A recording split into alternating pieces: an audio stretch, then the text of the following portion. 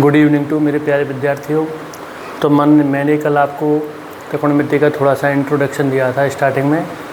तो आज मैं आपको एक्सरसाइज की तरफ ले चलता हूँ।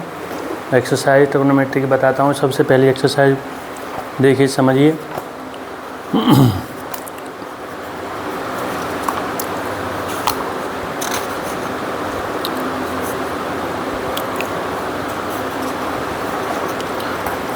तो इसका हमारा सबसे पहला क्वेश्चन है एक्सरसाइज का।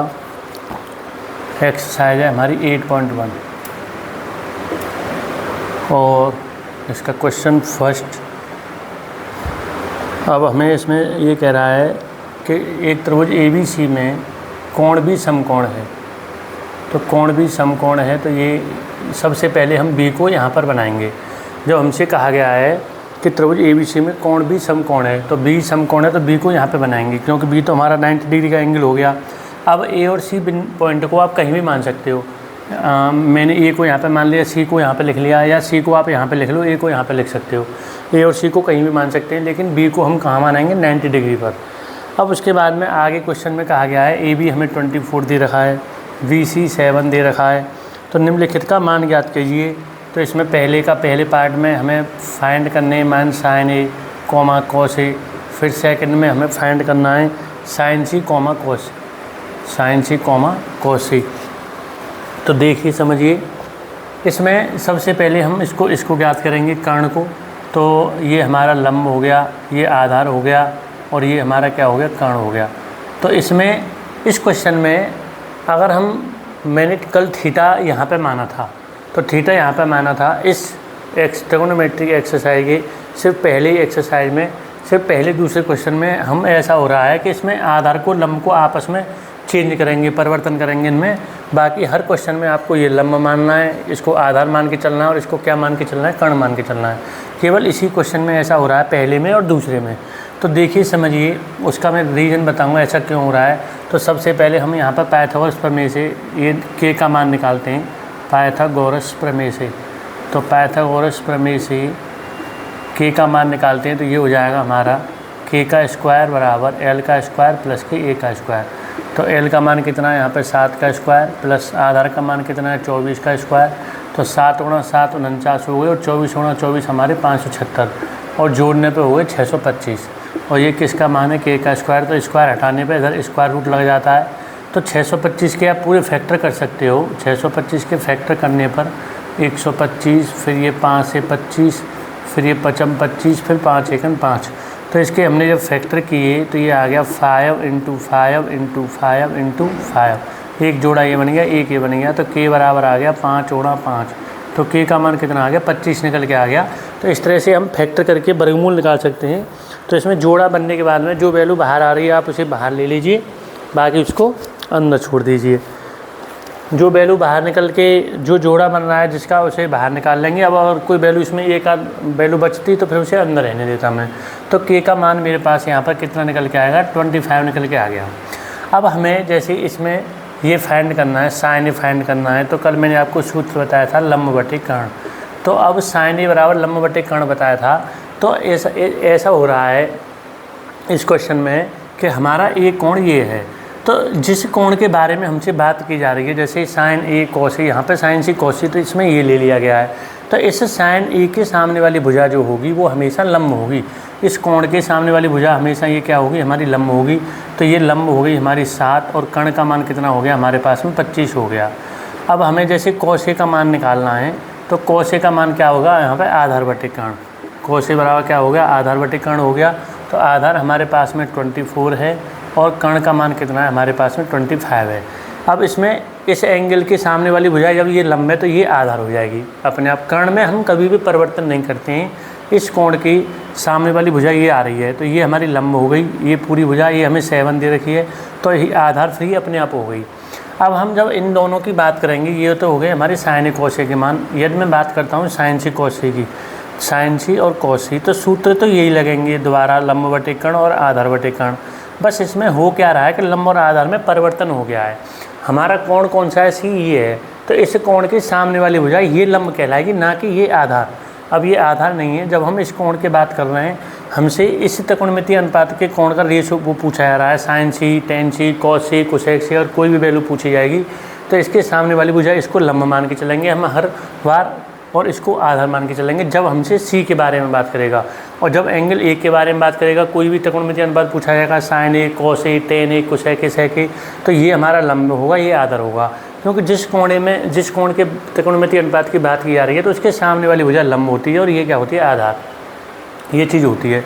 तो इस कोण के बारे में बात की जा रही है तो इसके सामने वाली भुजा ये हमारी क्या होगी, लंब होगी, तो आधार क्या हो जाएगी, ये हो जाएगी। तो लंब अब हमारी इस समय कौन सी वैल्यू है, 24, और आधार कर्ण में कभी परिवर्तन नहीं होता, कर्ण यही रहेगा।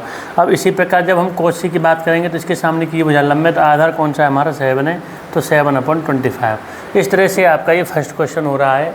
अगर हमें स्पेशली इसमें दे के चल रहा है, हमें क्वेश्चन फर्स्ट में गिवन है, अगर हमें नहीं गिवन है तो हम फिर तो हर क्वेश्चन में लंब ये मानेंगे, आधार ये मानेंगे, नीचे क्वेश्चन ऐसे दे रखे हैं। लेकिन हमें इसमें दिया था बी पे समकोण है, ए और सी को मैंने यहाँ पे माना है, सी को आप यहाँ पे ले सकते हो यहाँ पे, तब भी क्वेश्चन हो जाएगा। लेकिन जिस कोण के बारे में बात कर रहे हैं हम, तो उसके सामने वाली भुजा लंब है और बाकी दूसरी भुजा क्या मानी जाएगी, आधार। जब हमने ए के बारे में बात की, साइन ए कॉस ए, तो ये हमारी लंब हो गई, ये आधार हो गई। और जब हमने इसके बारे में बात की तो ये हमारी लंब हो गई, ये हमारी आधार हो गई। इस तरह से आपका पहला क्वेश्चन हो रहा है। अब मैं देखो सेकंड क्वेश्चन समझाता हूँ आपको। सेकंड क्वेश्चन देखो, समझो। आप कोई क्वेश्चन समझ में नहीं आया करे, कोई भी स्टेप से नहीं आया करे, तो आप कमेंट में लिख सकते हो और पूछ सकते हो। अब इसमें आगे बात कर रहे हैं सेकंड क्वेश्चन की। इसकी आकृति हमें दे रखी है, तो इसकी आकृति हमें दे रखी है, तो इसकी आकृति कुछ इस प्रकार दी हुई है, ऐसे करके। तो ये P, ये Q हो गया, ये R हो गया, यहाँ पे ये समकोण बना हुआ है, ये हमें 13 दे रखी है और ये 12 दे रखी है। तो सबसे पहले तो ये आकृति ऐसे दे रखी है, तो मैं ऐसे इस प्रकार भी बना सकता हूँ, इसमें कोई प्रॉब्लम नहीं है इस वाली बात में, कि जैसे मैं ऐसे करके ऐसे इस प्रकार बना लो, ऐसे भी बना सकते हैं हम। यहाँ पे Q समकोण है, ये नीचे R पॉइंट है, ये P पॉइंट है, तो ऐसे भी बना सकते हैं हम, कोई दिक्कत नहीं है यहाँ से। तो ये हमारा 90 डिग्री का एंगल है, तो इसके सामने वाली साइड ये 13 है, ये PQ हमारी 12 है, तो यहाँ पे PQ हमारी 12 हो गई। तो मैंने ये फिर उसी पहले जैसा बना दिया ताकि आप कन्फ्यूजन ना हो।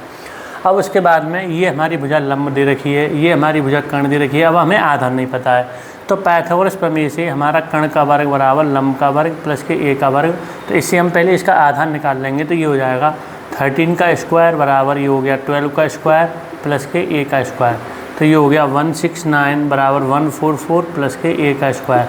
अब इसको इधर ले लेंगे, 169 माइनस के 144 बराबर ए का स्क्वायर, ये हो गया 25 बराबर ए का स्क्वायर। स्क्वायर हटाएंगे तो इधर स्क्वायर रूट लगा देंगे, 25 बराबर ए, इसके फैक्टर 5 × 5 बराबर ए, तो ए की वैल्यू हमारे पास कितनी निकल के आ गई, 5 निकल के आ गई। तो आधार हमारे पास कितना निकल के आ गया, 5। अब हमें इस क्वेश्चन में पूछा क्या जा रहा है, tan p माइनस के cot r का मान पूछा जा रहा है। तो सबसे पहले तो मैं tan p का मान निकालता हूँ, इसका मान हमसे फाइंड करवा रहा है कि इसका मान बताओ। तो tan p का जब हम मान निकालेंगे तो फिर वही वाली बात है, पहले इसका और cot r, हमें ये दो मान निकालने हैं। तो इसका सूत्र tan का मैंने लाल बटे कक्का से आपको बता दिया, तो इसका तो लंब बटे आधार होता है और इसका होता है आधार बटे लंब, इस तरह से होते हैं ये। अब हम इसमें लंब और आधार की बात करेंगे तो P हमारे कौन सा कोण है, ये वाला है। अब मैंने आपको पहले वाले क्वेश्चन में बताया कि इसके सामने वाली भुजा हमारी क्या कहलाएगी, लंब होगी। भाई इस कोण के बारे में बात कर रहे हैं तो इसके सामने वाली भुजा लंब है, तो आधार फिर कौन सी होगी, ये। तो इसके tan p के लिए लंब हमारा 5 है और आधार हमारा क्या है, 12 है। जब हम बात करेंगे cot r की बात करेंगे, इसकी बात करेंगे, तो इस एंगल के सामने वाली भुजा ये लंब है और ये क्या है, आधार है। तो इसका आधार क्या कहलाएगा, हमारा लंब क्या कहलाएगा, इसका सामने वाली भुजा ये लंब और ये क्या कहलाएगा, आधार cot r के लिए। क्योंकि r हमारा ये वाला कोण है, इस कोण के सामने वाली भुजा ये लंब है, तो आधार कौन सी, ये है। तो इसका आ गया 5/12 इसका भी।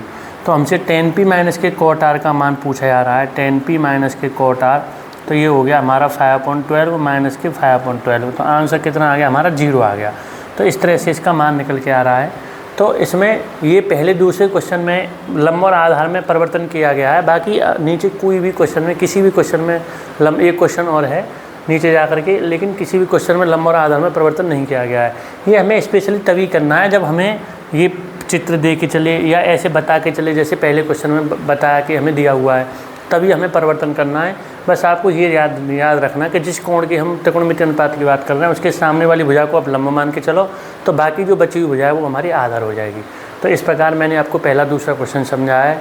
कोई भी बात, आपका कोई भी स्टेप समझ में ना आए तो आप मुझे कमेंट में पूछ सकते हो। इन दोनों क्वेश्चनों को आप अच्छी तरीके से समझो। कल फिर मैं आपको थर्ड क्वेश्चन और आगे बताऊँगा। आज के लिए थैंक यू मेरे प्यारे विद्यार्थियों।